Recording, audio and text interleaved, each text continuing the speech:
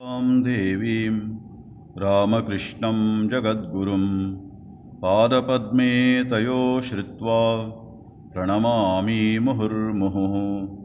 नमः श्रीयतिराजाय विवेकानन्दसूरये सच्चित्सुखस्वरूपाय स्वामिने तापहारिणे।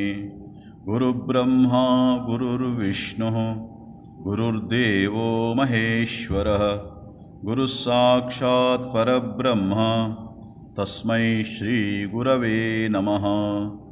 नारदीया कलौ भक्तिः मोक्षोपायो ह्यनुत्तमम्। इत्थं येनोपदिष्टं तं रामकृष्णं नमाम्यहम्।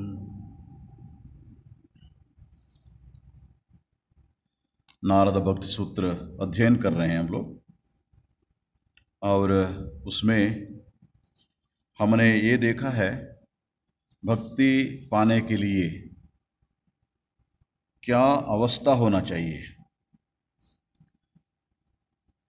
ये सूत्र नंबर 46 में हमने देखा है। 3-4 सूत्र एक के बाद इससे संबंधित है। उसमें कहते हैं कस्तरते कस्तरते माया यस संगांस त्यजति यो महानुभावं सेवते यो निर्ममो भवति।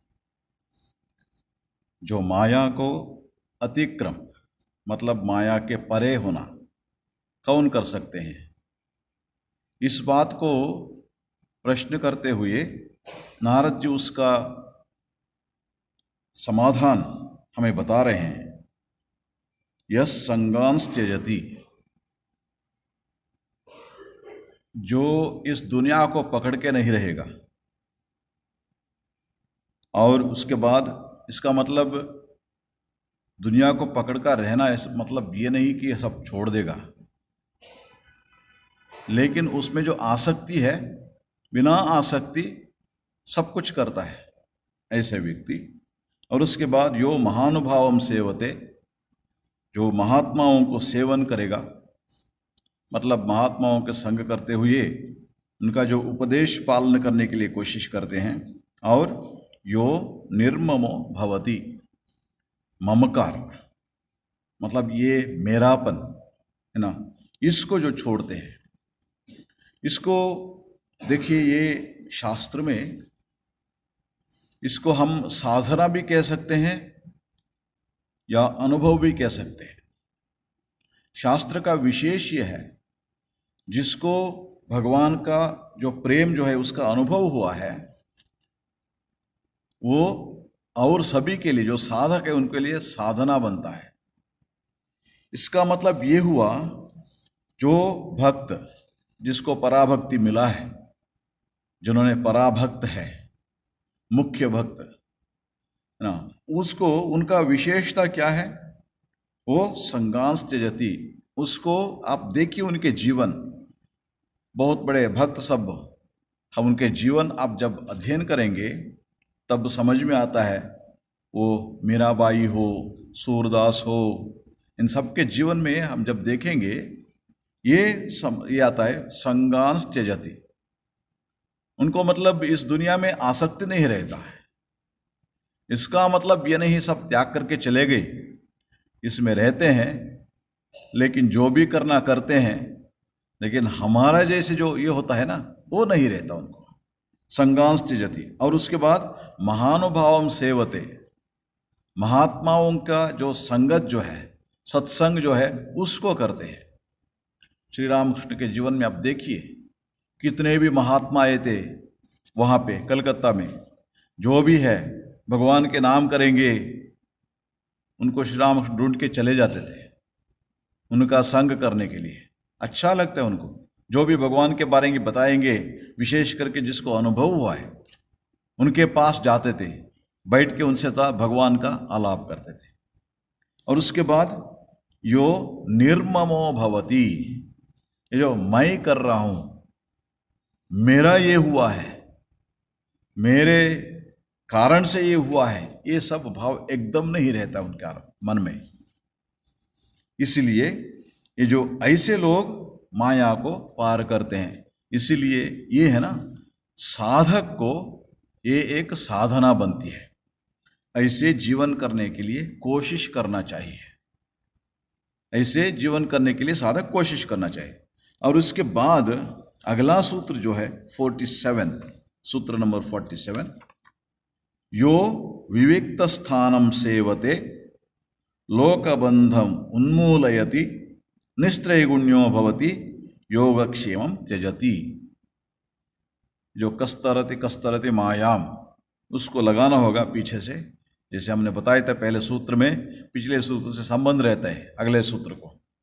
कस्तरति कस्तरति मायाम, उसको समाधान में, और यही भी सूत्र उससे ही कंटिन्यूटी है इसका। यो विविक्त स्थानम सेवते, विविक्त स्थान मतलब निर्जनवास, निर्जनवास, निर्जनवास मतलब जहां पर एकांत होता है वहां बैठ के भगवान के चिंतन करते हैं।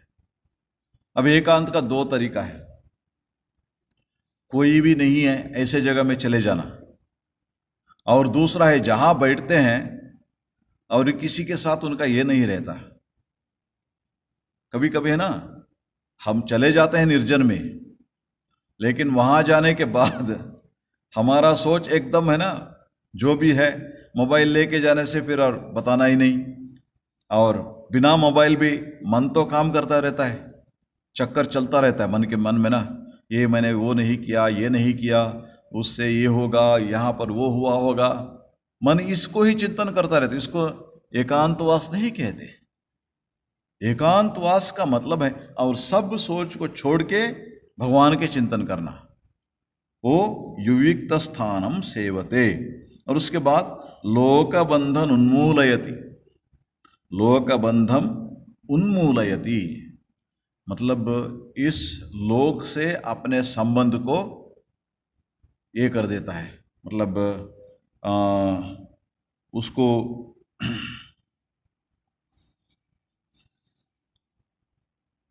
संबंध को त्याग करते हैं, उन्मूलयति मतलब त्याग करते हैं। और उसके बाद निस्त्रैगुण्यो भवति, त्रिगुण से परे हो जाते हैं।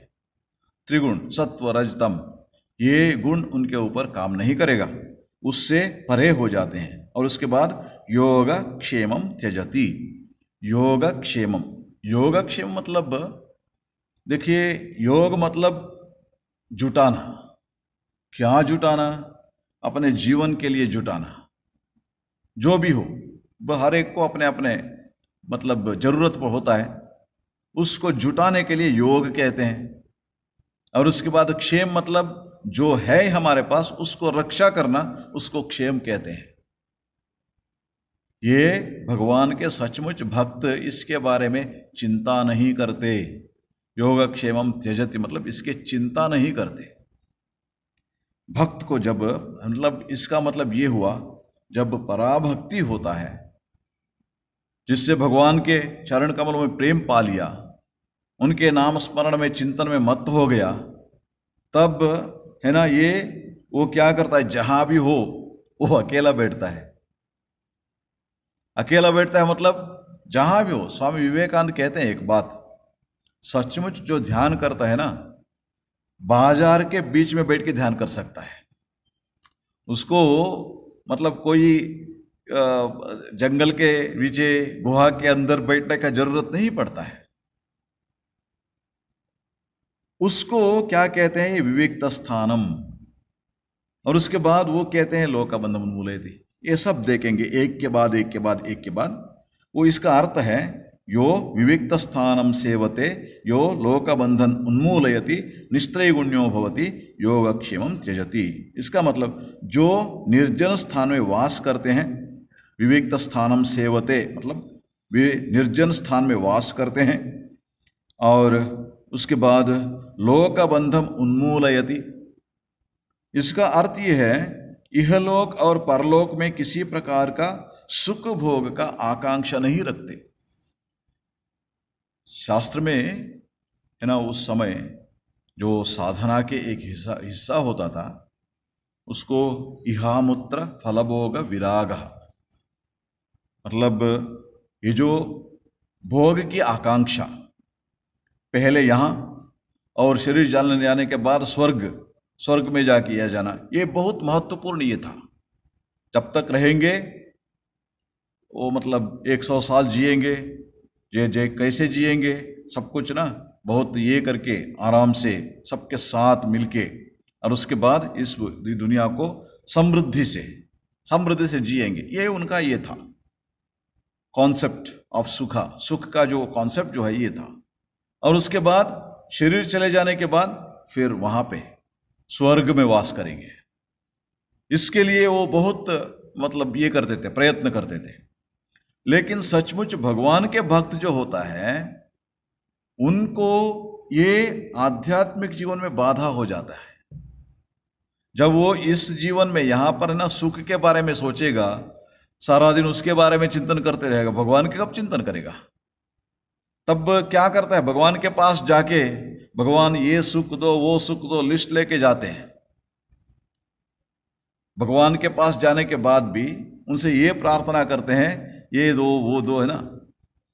सिर्फ भगवान के लिए भगवान को वो स्मरण नहीं कर रहे हैं, कुछ पाने के लिए भगवान के स्मरण कर रहे हैं। वो सचमुच भक्त नहीं है। वो आध्यात्मिक जीवन का प्रारंभ दशा हो सकता है, प्रारंभ में हो सकता है, लेकिन धीरे धीरे जब आगे बढ़ेंगे तब भगवान से क्यों प्रेम करते हैं? भगवान के लिए प्रेम करते हैं, उनको और कुछ नहीं चाहिए, भगवान के प्रेम ही चाहिए। वो ही अपने जीवन का बहुत बड़ा उपलब्धि मानते हैं। भगवान से प्रेम होना वो ही बड़ा उपलब्धि मानते हैं, इसीलिए और दूसरा कुछ मांगते नहीं। इसलिए कहते हैं ये लोग इहलोक और परलोक, इहलोक मतलब ये लोक जिसमें है, और परलोक मतलब स्वर्ग, वहां का जो सुख भोग है उसका आकांक्षा त्याग देना, उसकी आकांक्षा। और उसके बाद क्या कहते हैं, निस्त्रय गुण्यो भवति, मतलब 3 गुणों से रहित होते हैं। जो योग क्षेम का त्याग करते हैं वे माया के बंधन से मुक्त होते हैं। ऐसे साधक जो है माया के बंधन से मुक्त होते हैं। माया के बंधन से मुक्त होने से क्या होता है? तब उनको पराभक्ति मिलते हैं।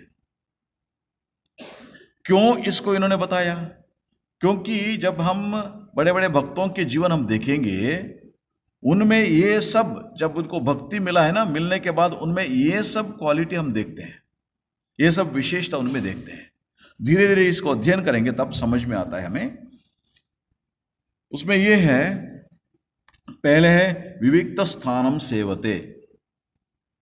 भगवत गीता जो भी पढ़े हैं उनको भगवान उसमें ये कहते हैं, मतलब साधक का अलग अलग जगह में साधक के बारे में कहते हैं, विविक्त सेवी लघुवाशी यतवाक्काय मानसः ध्यान योग परो नित्यम वैराग्यम समुपाश्रितः।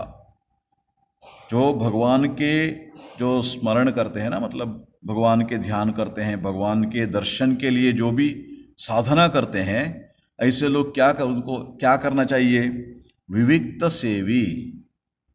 विविक्त मतलब निर्जन, निर्जन वास करना होगा। लघुआशी, जो खाना पीना है ना वो कम करना होगा उसको। लघु, शरीर के धारण के लिए जितना भी जरूरत है उतना से खाना पीना करेगा। यतवाक काय मानसः, अपने जो वाक उसको कंट्रोल करेंगे। मुंह में आ गया जो भी बोल दिया, ऐसा नहीं होगा। और मन को भी निग्रह करेंगे। मन में है ना कोई काम नहीं है, तब थोड़ा सोचिए, मन को ऑब्जर्व कीजिए, क्या क्या सोच आते हैं मन में, कोई कंट्रोल नहीं है। मतलब जैसे इसमें ना अपने कोई भी टीवी के सामने जिसमें आजकल मल्टी चैनल्स आते हैं ना, उसमें बैठे हैं, उनको देखिए, एक के बाद एक चैनल चेंज करते करते करते जाते हैं। क्यों? मन का सोच भी ऐसा ही चलता रहता है। कोई एक चीज में मन है ना, ये नहीं होता, फिक्स नहीं होता, चंचल मन। इसलिए वो कहते हैं शास्त्र में, यतवाक्काय मानसः, आपका जो मन, आपका शरीर और उसके साथ मन मतलब वाक, आपका जो बातचीत है, इसको निग्रह करना चाहिए। जो भी भगवान के भक्त होते हैं इसको निग्रह करना चाहिए। उसके बाद ध्यान योग परो नित्यम। इसलिए उसमें आप देखो, ये विविक्त सेवी निर्जन वास करना तब भी था। जब भगवत गीता में भगवान श्री कृष्ण ने ये बताते हैं उस समय भी था इसके बारे में। उस समय देखिए इतना आबादी नहीं था दुनिया में, फिर भी कहते थे भक्त होना चाहते हो निर्जन में जाओ। उस समय ना ये गांव जो होता था ना, थोड़ा दूर चले जाने से निर्जन मिल जाता था, कोई समस्या नहीं थी। लेकिन आजकल निर्जन मिलना मुश्किल है। कहीं जाते जाओ, रास्ते में जब जाएंगे ना, कहाँ एक गांव ये हो गया और दूसरे गांव शुरू हुआ पता नहीं लगता, एकदम एक के बाद एक के बाद एक के बाद चलता रहता है। लेकिन उन दिनों होते थे, थोड़ा गांव के बाहर चले जाओ, आप 1 किलोमीटर चले जाने से गांव के बाहर चले जाओगे और वहां पे आराम से आपको निर्जन मिल जाता था। उसके बावजूद कहते थे विविक्त सेवी, है ना, वो निर्जन में जाना चाहिए। इसलिए ऐसे व्यक्ति साधना करना चाहिए। और उसके बाद और एक जगह में भगवान कहते हैं योगी के बारे में, ये जो ध्यान योग जो है मतलब राजयोग का मार्ग है उसमें है।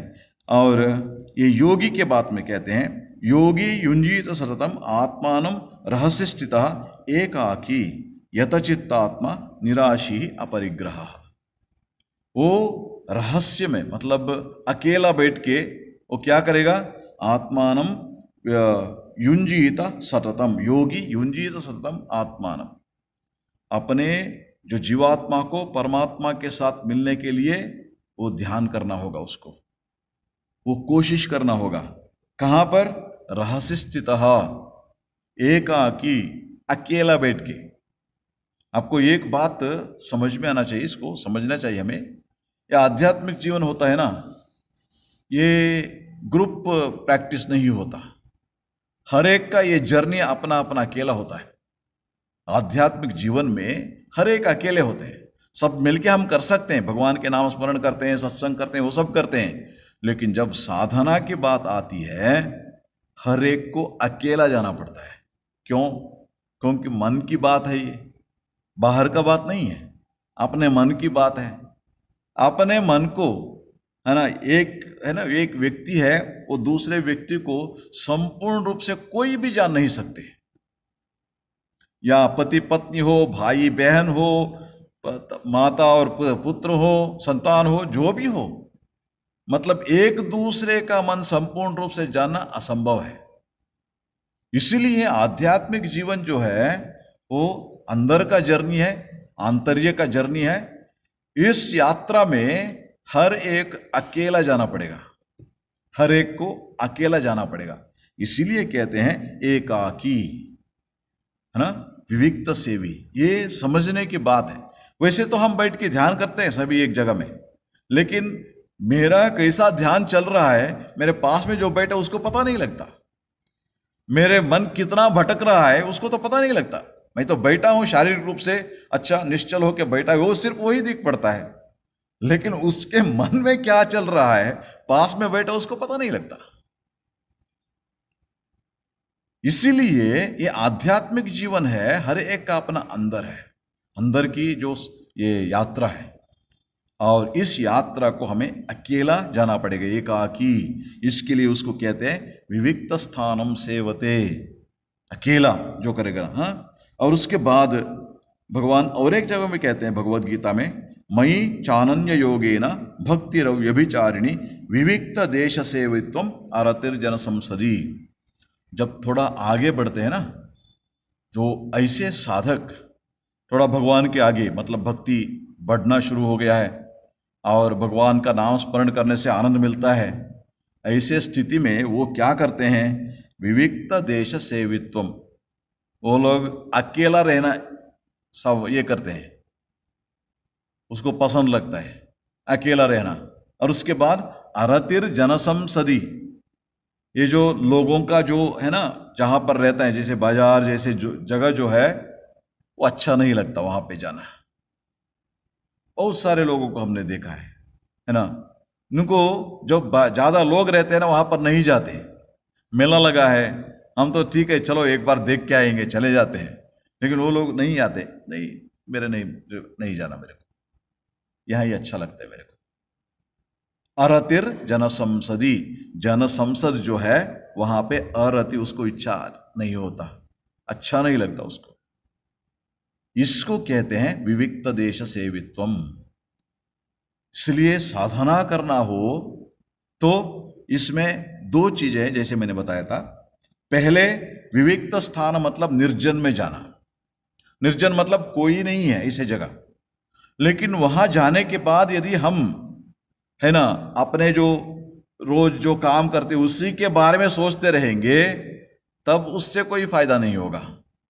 मन में वही चक्कर है ना, सब चीज जो जो भी करना था, हुआ या नहीं, इसको वो काम बताया था मैंने, वो किया या नहीं। मोबाइल तो पास में है ही नहीं, इसलिए उसको पता लगने के लिए भी नहीं लगता, अरे किया या नहीं। इसी चिंता में लगे रहेंगे, तब तो उसके कोई ये नहीं है, फायदा नहीं हुआ। इसीलिए विविक्त स्थान और भी होता है, जहां भी बैठे हैं आंखें बंद करके चलो मस्त रहो, मन में भगवान के ध्यान लगा दो, जहां भी हो। ऐसे लोग ट्रेन में जाने के वक्त भी ध्यान कर सकते हैं, वो एकांत में रहते हैं। सभी लोग पास में हैं लेकिन एकांत में रहते हैं। इसको आप समझने के लिए, जब भगवान श्री रामकृष्ण के पास, है ना, जो लोग जाते थे, मास्टर महाशय उसमें लिखते हैं, श्री रामकृष्ण अन्य मनस्क हो गए हैं। अन्य मनस्क, अन्य मनस्क मतलब क्या है? इतना लोग बैठे हैं उनके पास, किसी के प्रति उनका ध्यान नहीं लग रहा है। कहां जा रहा है मन? अंदर। अंदर जो परमात्मा है उनके पास जा रहा है। आत्मा, अपने अंदर जो आत्मा है, आत्मा के साथ मिलन हो रहा है, उसी का आनंद में। इसको आत्मा राम कहते हैं शास्त्र में ना, आत्मा राम। आत्मा राम मतलब आत्मा में आराम जो मिलता है। आराम मतलब आनंद, जिसका आनंद कहां पर है? अपने आत्मा में। लोग आए या जाए, कुछ भी हो, कोई ये नहीं है। लोग आए, ठीक है, बातचीत करते हैं, नहीं आए फिर आनंद में बैठते हैं। उनको तो कोई, क्योंकि लोग जब आएंगे ना, उनके अंदर जो आत्मा है उसके साथ इसका संबंध होता है, नहीं तो अपने अंदर आत्मा उसके साथ संबंध हो गया। इसीलिए ये लोग, इनको आत्माराम कहते हैं ऐसे लोगों को। ये सचमुच विविक्त स्थानम मतलब निर्जन वास होता है। सचमुच निर्जन वास ये होता है। इसीलिए शास्त्र में कहते हैं जो विविक्त स्थानम, नारद जी कहते हैं यो विविक्त स्थानम सेवते।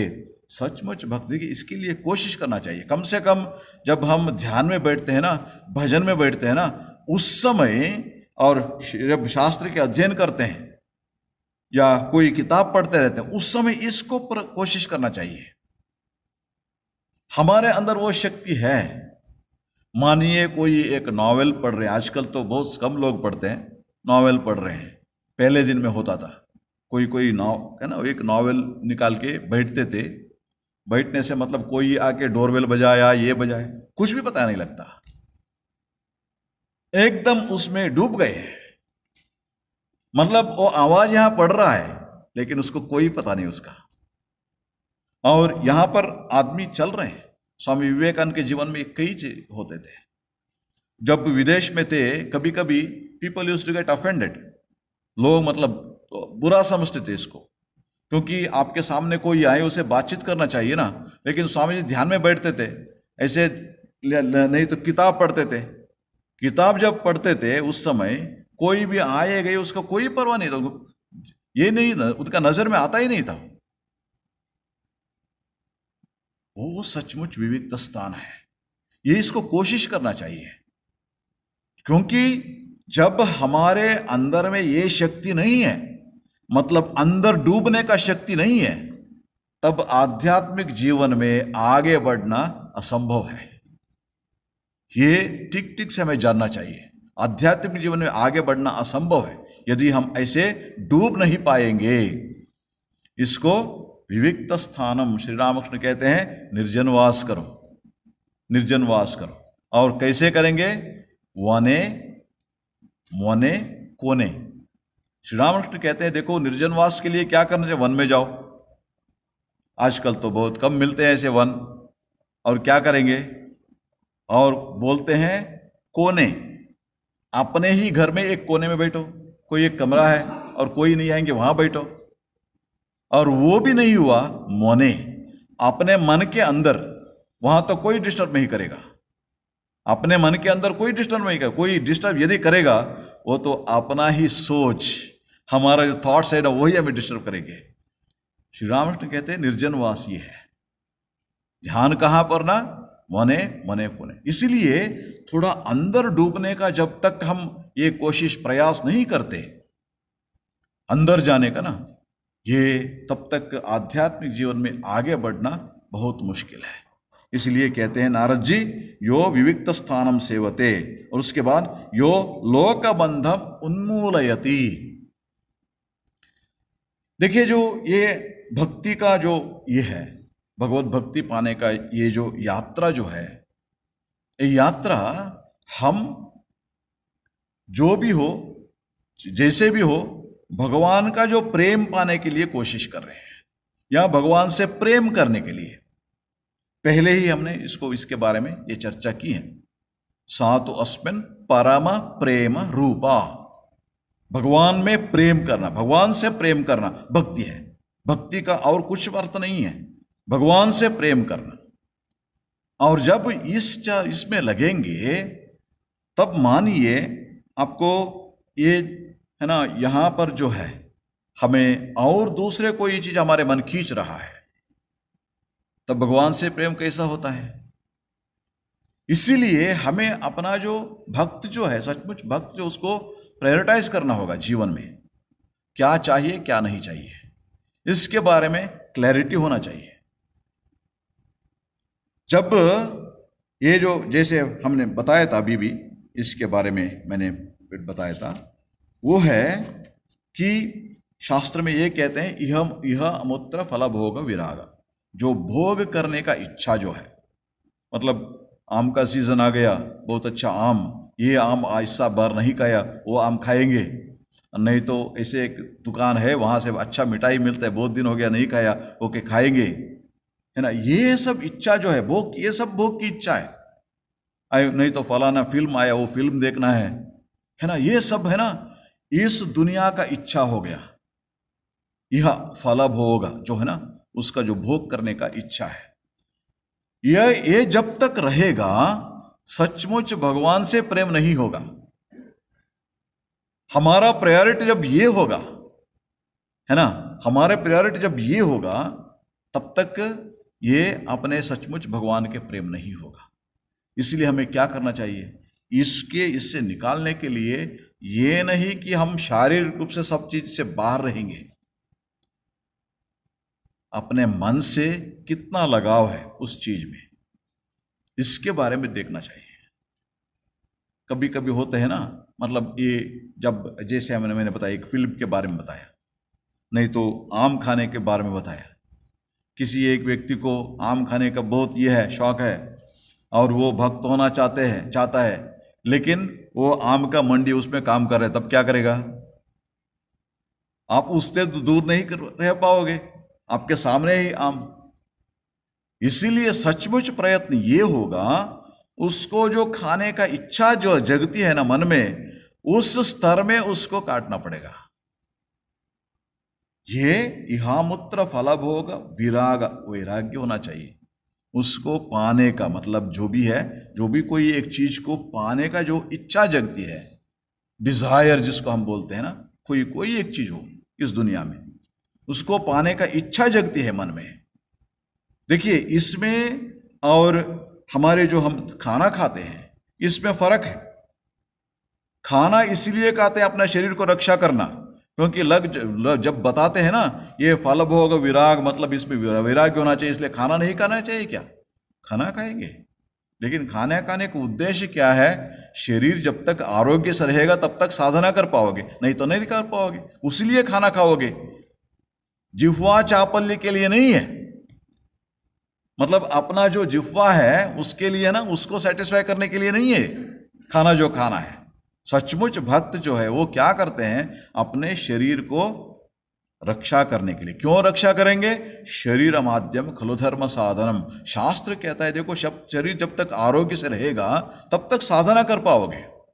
शारीरिक रूप से आरोग्य नहीं है, मतलब कुछ 5 मिनट ध्यान के लिए बैठा, फिर सर दर्द शुरू हुआ, नहीं तो है ना बैक पेन शुरू हुआ, नहीं तो पेट में दर्द शुरू हुआ, तब क्या ध्यान करोगे? इसीलिए ठीक से आहार लेना पड़ता है, ठीक से अपना ये एक्सरसाइज जो भी है उसको करना पड़ता है, ये सब है ना करना जरूरी है। इसीलिए इसके लिए हमें भक्त खाना खाते हैं, नहीं जिह्वा चापल्य के लिए। मतलब इस सीजन में ये आम नहीं खाया और बहुत दिन हो गया वो मिठाई नहीं खाया, है ना, जब ये मन में आ जाता है उसको क्या कहते हैं? भोगेच्छा, भोग की इच्छा कहते हैं। इसको त्यागना होगा, इसको त्यागना होगा। मतलब खाना बंद करना नहीं है, इसका मतलब खाना बंद करना नहीं है, वो कोई एक चीज को ढूंढ के जा खाते हैं ना, ये इसको बंद करना होगा, इसको बंद करना। क्यों? क्योंकि जब कोई एक चीज को खाने की इच्छा जगती है ना मन में, जब तक हम उसको जो पूर्ण नहीं करेंगे तब तक भगवान में मन नहीं बैठता। भगवान से विमुख हो गया मन स्वाभाविक रूप से, और कैसे भक्ति पाओगे आप? और यदि जिस व्यक्ति को मतलब जो भी सामने आए उसको खा लिया, उसको तो और कोई चिंता नहीं है, मतलब ये खाऊंगा वो खाऊंगा नहीं है, सब उनको मन भगवान आराम से चला जाता है भगवान के पाद पद्मों में। इसलिए ये है ना, ये जिसको लोक बंधम उन्मूलयति, मतलब ये है जो भोगेच्छा जो है उसको त्यागना होगा। और दूसरा है, इसका मतलब है हमारे जो रिश्ते जो है बहुत ज्यादा अंदर चले जाने से मुश्किल हो जाता है। क्योंकि कभी कभी हम देखे हैं कोई एक व्यक्ति जीवन में तो मिलना जुड़ना और ये होना अलग होना स्वाभाविक है, सबको होता है। कोई चले गए और साल भर उसके लिए दुखी होके रहते हैं और कुछ भी नहीं कर पाते, अपने मन को स्थिमित नहीं रख पाते। आप देखिए इसका कारण क्या है? कारण इसीलिए है कि हम सिर्फ अपने जीवन को ना, सिर्फ इसी जीवन के बारे में हम सोचते हैं। हमारे जीवन एक बहुत बड़ा यात्रा है, पहले भी था, उस समय कौन कौन थे हमारे साथ पता नहीं, और आगे और कौन कौन आएंगे हमारे साथ ये पता नहीं। जब आप ट्रेन में जाओगे है ना, बहुत लंबा, मानो यहां से कात्रा से एक ट्रेन जाता है ना कन्याकुमारी तक, वहां से उसमें बैठोगे, तब क्या होता है ना, बीच बीच में आपके डिब्बे में और कोई आते हैं, बैठते हैं और उनसे बातचीत होते हैं, है ना, खाना जो है उसको बांट के खाते हैं, सब खाते हैं। लेकिन उनका समय आ गया, वो चले जाते हैं। क्या हम दुखी होते हैं उस समय? हमें ये पता है कुछ समय के लिए आए हैं और चले जाएंगे।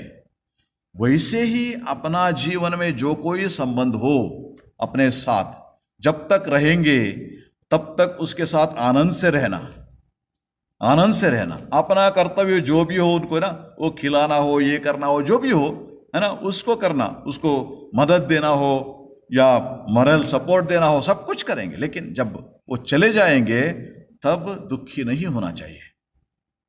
हमारे जो समस्या क्या है, सिर्फ इसके बारे में हम सोचते हैं, है ना, हमारा इस जीवन के बारे में सोचते हैं। इसीलिए कोई चले गए हम समझते हैं बस हो गया।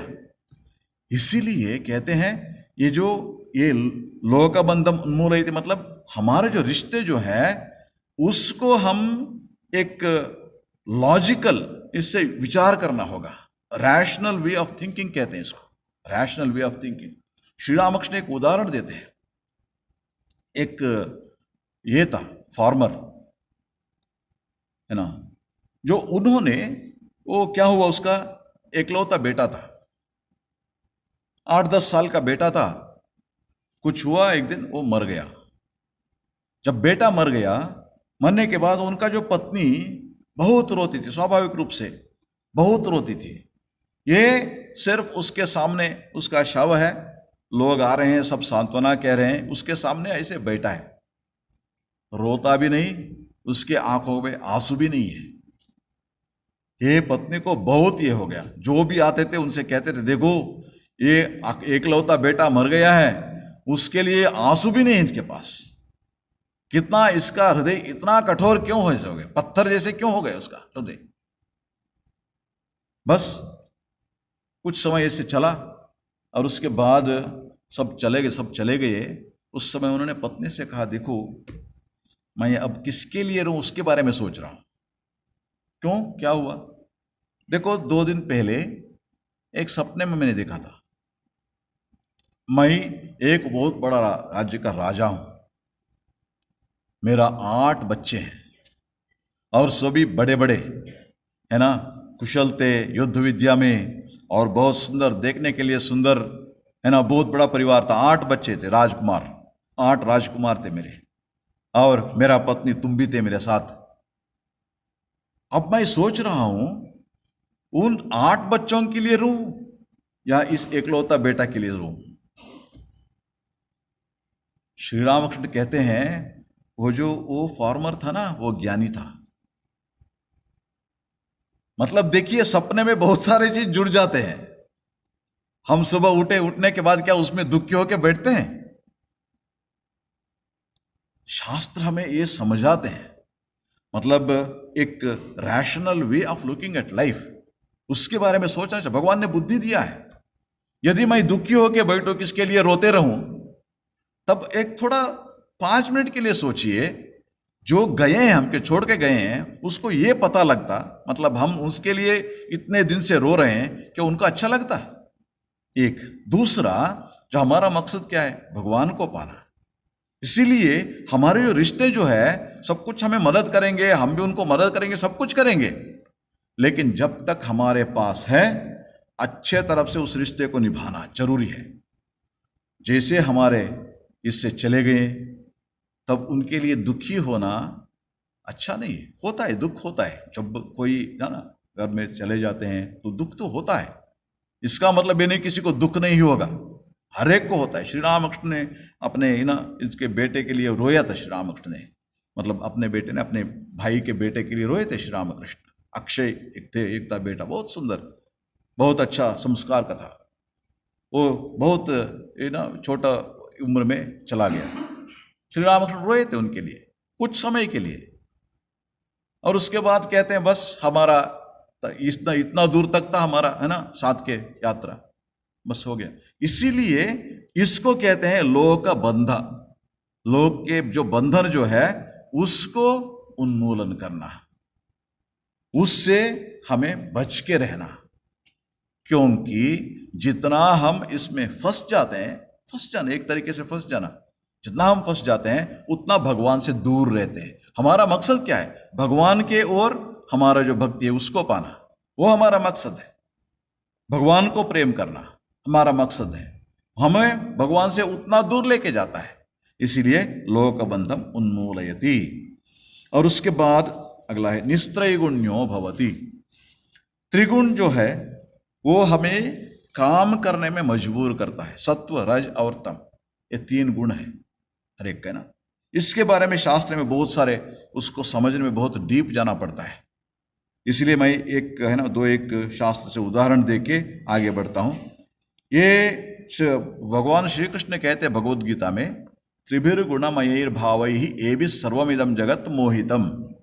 ये त्रिगुण के कारण है ना, ये सारा दुनिया है ना वो मोहित होके रहा है।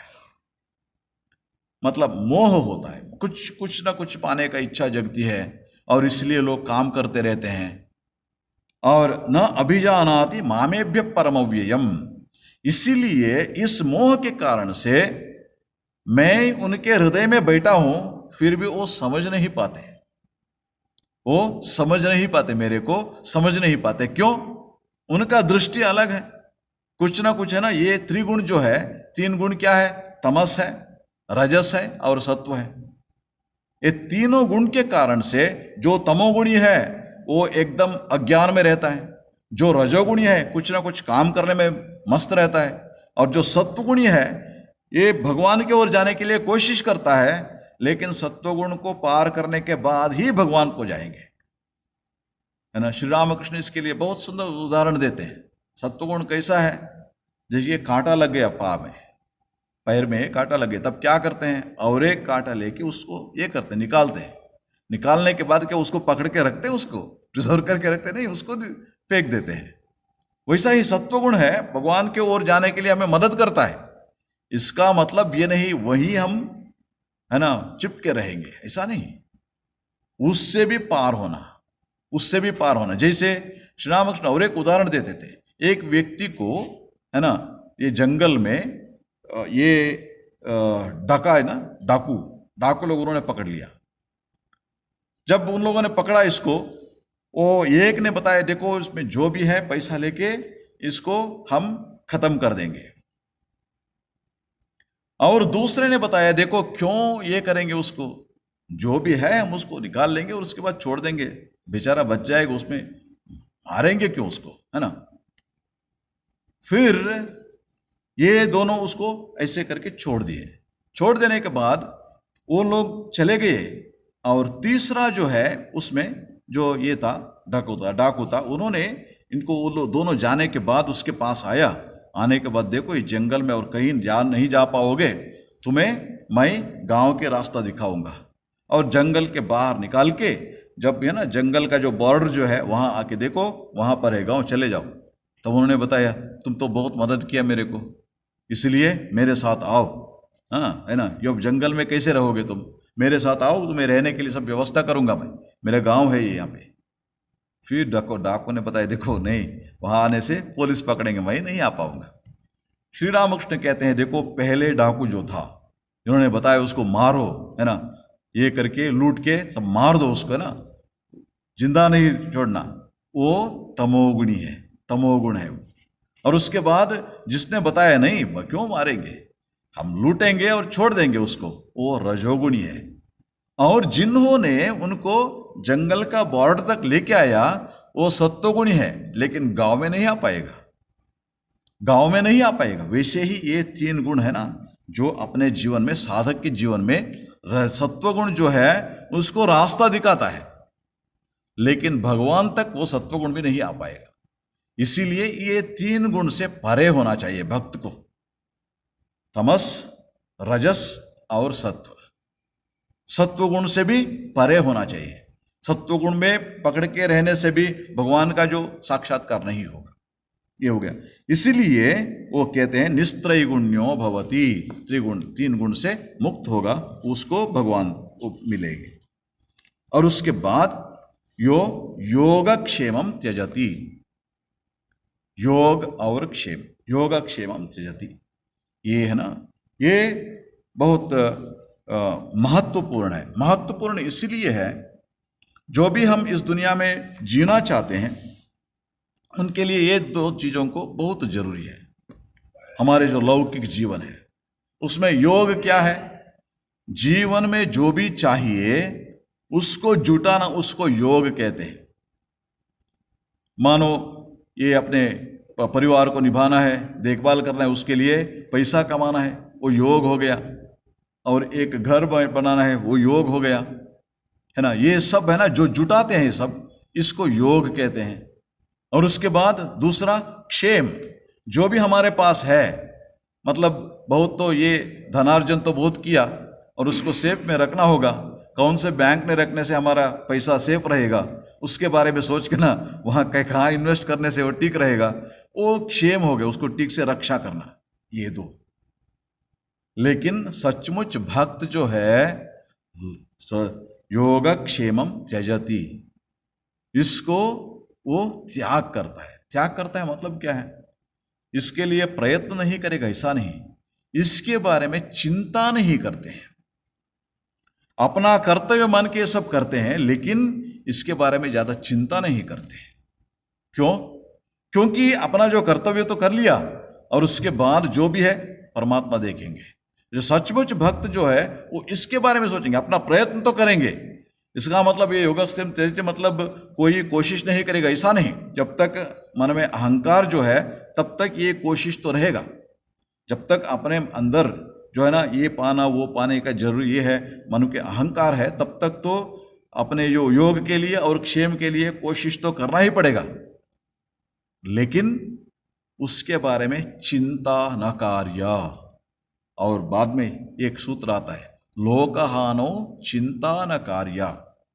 जो कुछ है ना इस दुनिया में, जब हम रहते हैं कुछ पाते हैं कुछ खोते हैं, और जब खो जाएंगे ना उस समय हम जब चिंता करके बैठेंगे, भगवान के चिंतन कब करेंगे? इसलिए उसके बारे में चिंता मत कर, जो गया गया, बस उसके लिए और कुछ नहीं कर पाएंगे।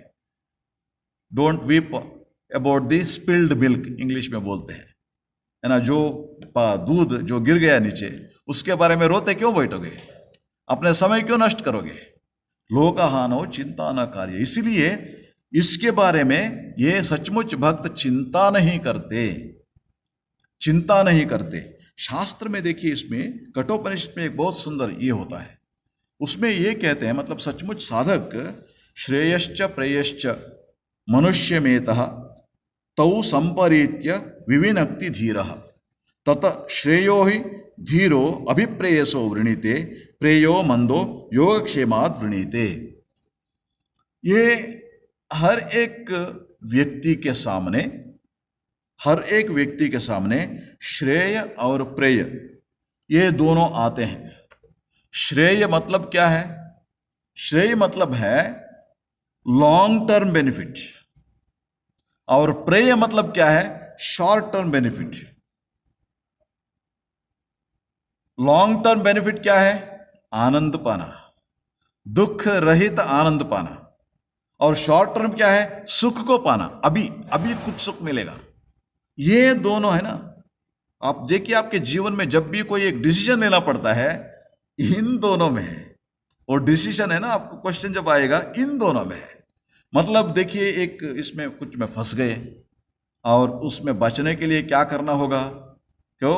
एक झूठ बोलने से हम उससे बच जाते। एक छोटा सा झूठ बोल दिया, वो क्या हो गया? ये प्रेय है ना। लेकिन बहुत सारे लोग बताएंगे नहीं, झूठ क्यों बोलेंगे, जो भी सच है बोल देंगे, कुछ फाइन होगा, कुछ ये होगा, उसको कुछ ना कुछ होगा ना, गलती तो सभी करते हैं, उसको स्वीकार करेंगे। ये हो गया श्रेय। श्रेय मतलब लॉन्ग टर्म बेनिफिट होगा इससे, क्योंकि सचमुच मन में ना, मन साफ रहेगा। यदि हम इस कष्ट से बचने के लिए किसी को चीट किया या झूठ बोल दिया, और उसके बाद क्या होता है? मन में किचकिचाहट रहता है, अपने मन ही आपको स्वीकार नहीं करे। मन बताता है नहीं, ऐसे मत करो, लेकिन सब समय हमें वो ये करते रहेगा, खोजते रहेगा हमको। इसीलिए वो कहते हैं, शास्त्र कहते हैं ना, हर एक के सामने ही आएगा डिसीजन लेने का। तब क्या करेंगे? तौ संपरीत्य विविनक्ति धीरः। जो बुद्धिमान व्यक्ति होता है, इस दोनों को परिशीलन करता है। मेरे को क्या करना उसके बारे में सोचेगा पहले। मतलब जैसे कर देना, कुछ कर देना, ऐसे नहीं करेगा, सोच के करेगा। और श्रेयो ही धीरो अभिप्रेयसो वृणीते। धीर जो बुद्धिमान लोग हैं वो क्या करते हैं? श्रेय को कहते हैं। अच्छा, अभी तो मतलब मैं कुछ झूठ बोल के इससे मैं निपटा सकता हूं, लेकिन बाद में फिर मेरे मन है ना, ध्यान में बैठूंगा, उसी बारे में सोचेगा। ठीक है, सामना करेंगे, कुछ भी हो उसका सामना करेगा, मन एकदम स्वच्छ रहेगा उसका, तब वो आराम से बैठ के ध्यान कर सकता है। इसको श्रेय कहते हैं। वो जो इंटेलिजेंट जो है, धीर जो है, वो इसको पाते हैं। और प्रेयो मंदो योगक्षेमात् वृणीते। ये जो प्रेय जो है, मतलब ये झूठ बोल के ये करना, वो क्यों करते हैं? योगक्षेमात्। वो समझते हैं कुछ जुटने के लिए, और जो भी जुट गया है उसको रक्षा करने के लिए यही करना होगा। उससे क्या होते हैं? गलत रास्ते में जाते हैं। हर एक का जीवन में ये दोनों आते हैं। सचमुच भक्त श्रेय के श्रेय मार्ग को पकड़ते हैं, और जो मतलब इस दुनिया में सुख पाने का सिर्फ उसी चक्कर में रहते हैं, वो लोग प्रेय मार्ग को अपनाते हैं, ये कहते हैं। इसलिए भगवान गीता में ये बात कहते हैं, अनन्यास चिंतयन्तो माम ये जना पर्युपासते तेषाम नित्याभियुक्तानाम योगक्षेमम वहाम्यहम्। उसका योगक्षेम मैं ही देखभाल करूंगा, चिंता करने का जरूरत नहीं है। भगवान श्री रामकृष्ण के जीवन में आप देखिए, साधना करने का इच्छा थी उनको, श्री रामकृष्ण को, लेकिन ठहरे वहां पे मंदिर में पूजा करना। और जब उनको ये हुए, आप व्याकुल होते प्रार्थना की, माँ के दर्शन हो गया। और उसके बाद उनको हर एक मार्ग में, वेदांत मार्ग हो, तंत्र मार्ग हो, शाक्त मार्ग हो, उसमें साधना करने की इच्छा जगी। तब क्या हुआ? भैरवी ब्राह्मणी गुरु श्री रामकृष्ण को ढूंढते ढूंढते वो आए। श्री रामकृष्ण नहीं गए उनके पास आई गुरु। और उसके बाद जटाधारी श्री राम जी का ना वो ये देने के लिए वो जटाधारी आए। और उसके बाद तोतापुरी वेदांत सिखाने के लिए वो वहीं आए, दक्षिणेश्वर में है श्री रामकृष्ण के पास। मतलब जो भी भगवान को पकड़े रहेगा उसका योगक्षेम वो देखभाल करेंगे। और लौकिक रूप से आप देखिए, श्री रामकृष्ण जब दक्षिणेश्वर में रहते थे, उनका तो ज्यादा खर्चा वैसे नहीं रहता था, फिर भी कोई कोई भक्त आते थे, रात को वहां ठहरते थे, कुछ खाने का सुविधा करना पड़ता था। मंदिर में तो कुछ मिल जाता था, लेकिन सब कुछ के लिए मंदिर के ऊपर ये नहीं करेंगे। और दूसरा साधना करना पड़ता था। उसके लिए क्या हुआ, पहले मथुरानाथ विश्वास जो रानी रासमणी के दामाद थे, वो उन्होंने श्री रामकृष्ण के भक्त बने। और श्री रामकृष्ण के जितना साधना करना पड़ा उसके लिए जो भी है ना जुटना, ये करके ये करना चाहिए, अनुकूल करके करना चाहिए, सब कुछ उन्होंने करके दिया। और उनका जाने के बाद क्या हुआ, और एक ये थे बलराम बसु, बलराम बाबू वो थे, वो श्री रामकृष्ण को सब कुछ, मतलब कुछ है ना, जब रात को भक्त ठहरते थे, शारदा माँ उनके लिए रोटी और ये सब बनाती थी, उसके लिए कहाँ से आएगा आटा, वो सब ये उसका व्यवस्था ये सब देखभाल करते थे।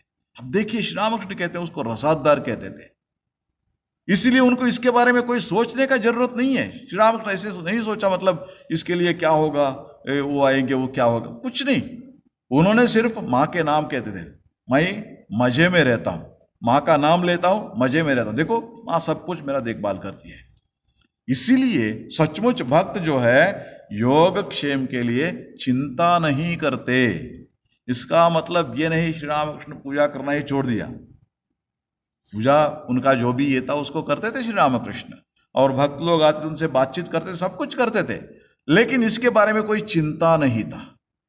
चिंता मतलब सोच के रहना वो क्या होगा क्या नहीं होगा, उससे लिए आतंकित नहीं होते थे श्री रामकृष्ण।